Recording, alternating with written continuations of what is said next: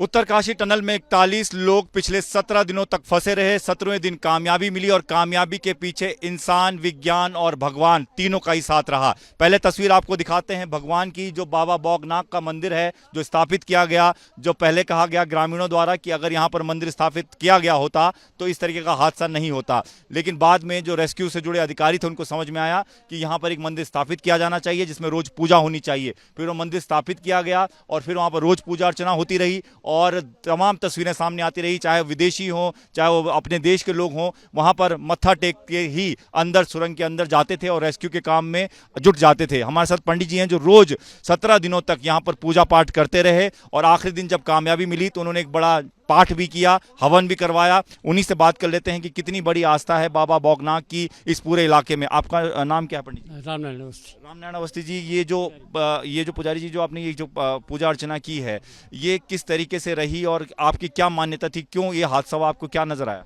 हादसा ऐसे तो भगवान के कुदरती के दिन है, लेकिन अब ऐसा हमने भी बोला कि चलो भाई ऐसा है कि अब आप तो अपने तो चलाएंगे, लेकिन इस बाबा की देव भूमि है उत्तराखंड की, इसको मानना बहुत ज़रूरी है, इसको मानना बहुत ज़रूरी है। तो वो हमने इसको मनाए सुनाए कि भाई जो बाहर अंदर जो आदमी हैं वो सुरक्षित आने के बाद तब समझे हम कि तो है, तो बाबा है, वो आगे सुरक्षित।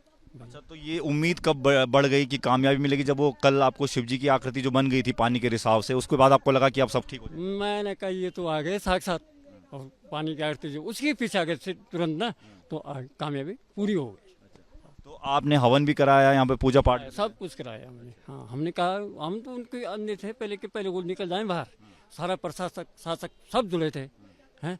तो हमारे पत्रकार लोग जो है सब लगे हैं कि किसी तरीके से हमें को सफलता मिली और सफलता मिल गई। अड़चने जो बार बार आ रही थी, आपको क्या लगता है क्या वजह रही कि इतनी बड़ी अड़चने आती रही? 17 दिन क्यों लग गए? 17 दिन ऐसा लगा वो ड्रिलिंग मशीन कभी ये हो रहा कभी वो हो रहा।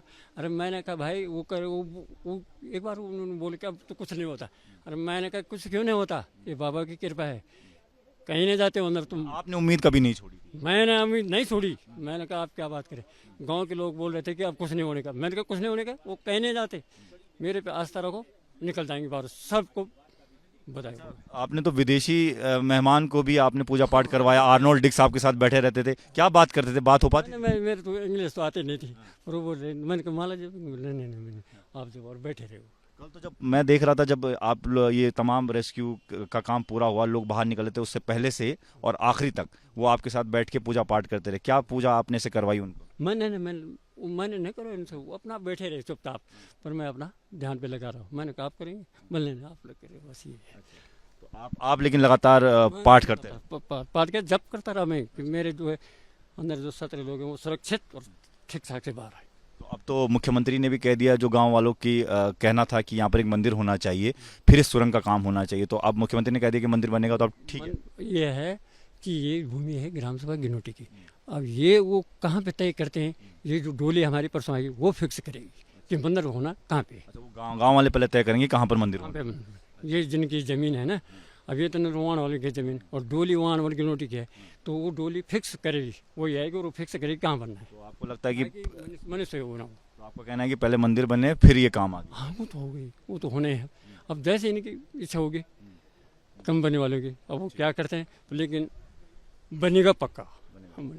धन्यवाद पंडित जी। तो पंडित जी ये बता रहे थे कि किस तरीके से उन्होंने लगातार पूजा अर्चना की, किस तरीके से उन्होंने लगातार अपने साथ जो देशी विदेशी तमाम जो लोग यहाँ पर लगे हुए थे उनके साथ बैठकर पूजा पाठ करवाया, और आखिरी दिन जब कामयाबी के हम बेहद करीब थे तो उन्होंने लगातार जप किया और आर्नोल्ड डिक्स जो कि विदेशी टनल एक्सपर्ट हैं उनको भी साथ बिठाया।